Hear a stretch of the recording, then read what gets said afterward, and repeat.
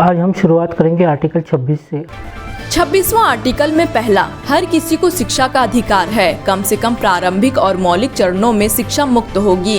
प्रारंभिक शिक्षा आवश्यक होगी। तकनीकी और व्यावसायिक शिक्षा आम तौर पर उपलब्ध कराई जाएगी और उच्च शिक्षा योग्यता के आधार पर सभी के लिए समान रूप से मिलेगी। दूसरा, शिक्षा द्वारा मानव के व्यक्तित्व को पूर्ण विकास और मानव अधिकारों और मौलिक स्वतंत्रता के सम्मान को मजबूत करने के लिए निर्देशित किया जाएगा। यह सभी राष्ट्रों, नस्लीय या धार्मिक समूहों के बीच समझ, सहिष्णुता और मित्रता को बढ़ावा देगा और शांति कायम रखने में मानव अधिकारों के प्रयासों को आगे बढ़ाएगा। तीसरा, हर माता पिता को अपने बच्चों को दी जाने वाली शिक्षा का चयन करने का पूर्ण अधिकार प्राप्त है। आर्टिकल 26 यानी शिक्षा का अधिकार, राइट टू एजुकेशन। अब आप समझ सकते हैं कि इस शिक्षा के अधिकार के बारे में तकरीबन सभी को पता है, क्योंकि ये शिक्षा का अधिकार वैसे भी बहुत जगहों पे आम जन में ही इस्तेमाल होता है। हमारी रोज़मर्रा की ज़िंदगी में इस अधिकार का इस्तेमाल होता है, इसलिए तकरीबन ज़्यादा से ज़्यादा लोग जानते हैं। लेकिन मैं आपको आने वाले समय में बताऊंगा इसके ऊपर भी विशेषता जो चीज़ें हैं वो। लेकिन ये शिक्षा का अधिकार है, जो अधिकार हमें सरकार की तरफ से मिले हैं शिक्षा के अधिकार, वो इसी धारा की वजह से और इसी मानवाधिकार के हमारे जो अधिकार है वो हमें मिले।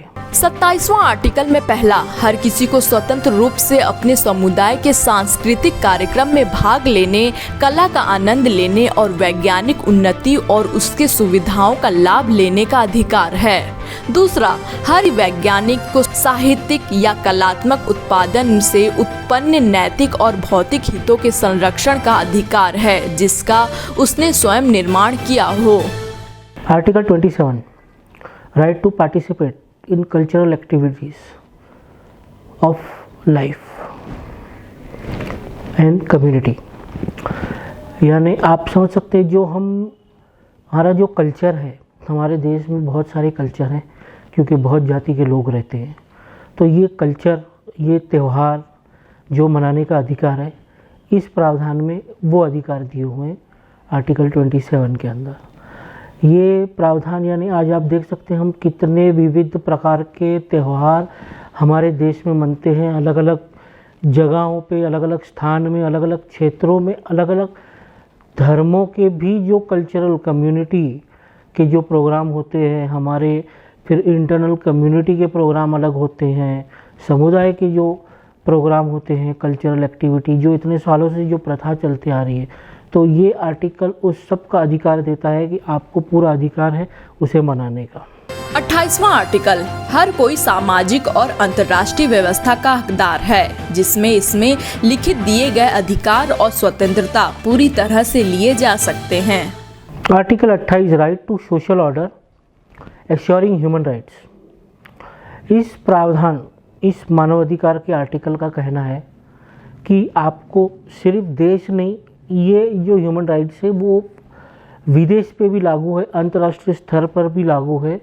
इसीलिए आप देखेंगे ये एकमेव ऐसा अधिकार है, ये ह्यूमन राइट्स एक ऐसा अधिकार है जो कि पूरे दुनिया में आप आज देखेंगे तो भारत के कुछ कानून अलग होंगे यूके से, इंग्लैंड से। उसी तरीके से अमेरिका में कुछ कानून अलग होंगे, फ्रांस में अलग होंगे, सिंगापुर में अलग होंगे। तो इस तरीके से अलग अलग देश में अपनी अपनी ज़रूरत के हिसाब से कानून बने हुए हैं। कुछ मुस्लिम देशों में भी खुद उनकी शरीयत के कानून चलते हैं। लेकिन ये एकमेव ऐसा अधिकार है, मानव अधिकार की जो आर्टिकल बने हुए हैं ये सबके लिए हर देश में एक समान है और एक ही तरीके के 30 आर्टिकल है। तो ये कहना चाहता है कि ये एक ऐसा कानून है जो हर जगह पे स्तरीय, अंतर्राष्ट्रीय, हर स्तर पे ये एक समान है।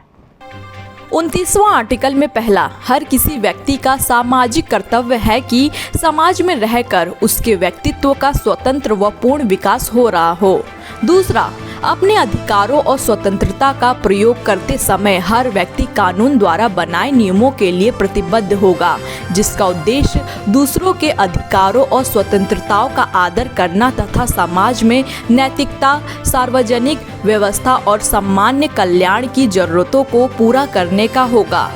तीसरा, ये सब अधिकार और स्वतंत्रता किसी भी मामले में मानव अधिकारों के उद्देश्यों और सिद्धांतों के विपरीत प्रयोग नहीं किए जा सकते हैं।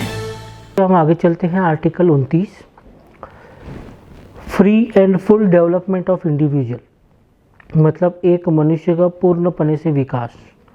लेकिन साथ साथ ये कुछ और भी कहता है हमें। इस आर्टिकल का कहने का मतलब ये है कि आपको मानवाधिकार के लिए पूर्ण विकास करने का अधिकार है, लेकिन अनुशासन में रह के जो देश के कानून बने हैं उसका पालन करते हुए। ये नहीं कि आपको लगा कि ये स्वतंत्रता है तो ये भी मुझे मिलना चाहिए, वो भी मुझे मिलना चाहिए, ऐसा नहीं। जो देश के जो कानून बने हुए उसके अधीन रह के उसका पालन करते हुए ही आपको अपने अधिकार प्राप्त करने हैं। फिर भी आपको लगता है कि आपके साथ में अगर हनन हुआ है तो तब उस अधिकारों के लिए आपको लड़ाई लड़नी है।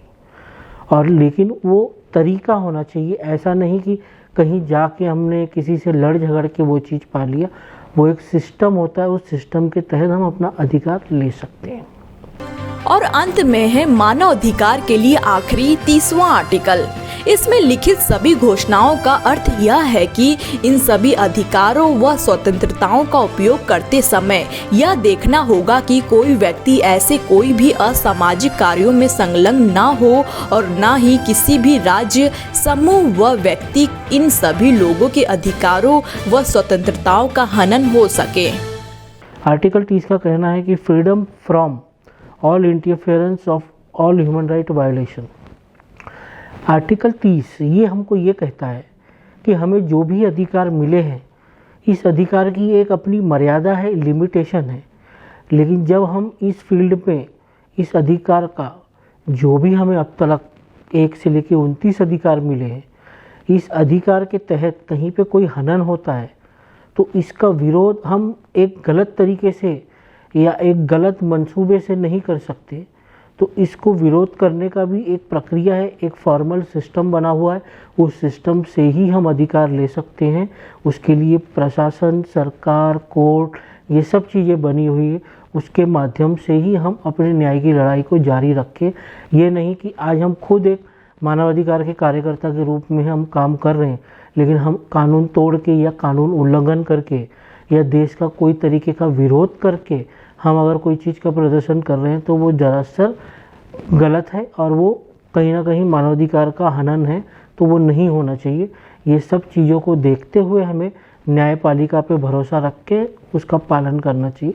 अगर संतुष्टि नहीं हो तो उसके लिए पर्याप्त तरीके हैं कि हमको कैसे न्याय मिल सकता है। तो साथियों, देखा आपने कि मैंने ये 30 आर्टिकल आज आपको पूरी तरीके से समझा दिए। इस आर्टिकल के संदर्भ में आपको कोई भी और जानकारी चाहिए तो आप मुझे फेसबुक के माध्यम से मैसेज कर सकते हैं, ईमेल के माध्यम से मुझसे संपर्क साध सकते हैं, और ऑफिस है, अपनी ऑफिस पे भी कांटेक्ट कर सकते हैं। जो भी मदद चाहिए वो मेरी तरफ से पूरी मदद मिलेगी आपको। किसी केस में आपको कहीं दिक्कत आ रही होगी तो वो जानकारी भी आप मुझसे हमेशा ले सकते हैं। और अब आने वाले चरण में ये 30 आर्टिकल संपूर्ण होने के बाद, अब जो कि हो चुके हमारे, अब आगे जो मेरे संदेश आएंगे वो हमारे कार्यकर्ताओं पे आएंगे कि हमारा कार्यकर्ता किस रूप में काम करेगा, वो कैसे बढ़ाएगा चीज़ों को, किस तरीके से वो ले जाएगा, तरीका क्या होना चाहिए काम करने का। क्योंकि अक्सर क्या होता है, लोगों को जानकारी नहीं होती और वो भ्रमित होते हैं। तो भ्रमित ना हो इसके लिए उनके लिए भी ये आश्वासन देना चाहूँगा कि वो किस तरीके से एक एक कदम अपना बढ़ाएं और अपने आप को संपूर्ण मानवाधिकार कार्यकर्ता कहलाएं। जय हिंद।